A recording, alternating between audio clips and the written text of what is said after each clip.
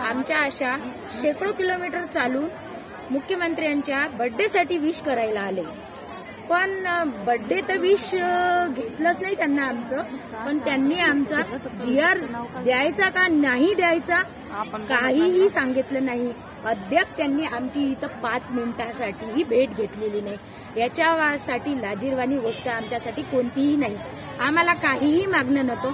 आम्हाला जे आरोग्यमंत्र्यांनी गेल्या 2 महिन्या 3 महिन्याआधी कबूल केलेला होता, आशांना 7,000 आणि गटप्रवर्तकांना 10,000, त्यांचाच आम्ही GR मागण्यासाठी इथं आलेलो आहे.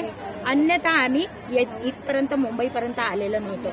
मग आम्ही तो दिवस शुभ कार्याचा दिवस म्हणून CM साहेबांचा बर्थडे म्हणून आम्ही विश करावं आणि आमचा GR हाती घेऊन आम्ही आनंदानं आपापल्या घरी जावं, हीच आमची एक मागणी होती सर. पण आमच्या इकडे दुर्लक्ष करण्यात आलेलं आहे. इथं ना कोणत्या प्रकारची सोय आहे. आमच्या आशा बहिणी शेकडो किलोमीटरवरून त्यांना विश करायला आले, पण त्यांना आमच्यासाठी 5 मिनिटंही द्यायला वेळ नाही. यापेक्षाही आमच्यासाठी कोणतीच लाजिरवाणी गोष्ट नाही.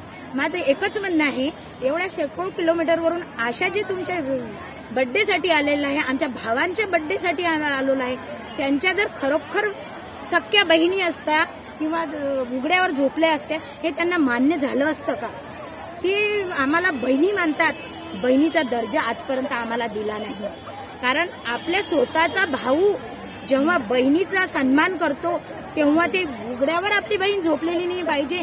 हा एक भाऊ एक रक्षक असते. भाऊ कशासाठी असते? रक्षक असते. भाऊ हा रक्षक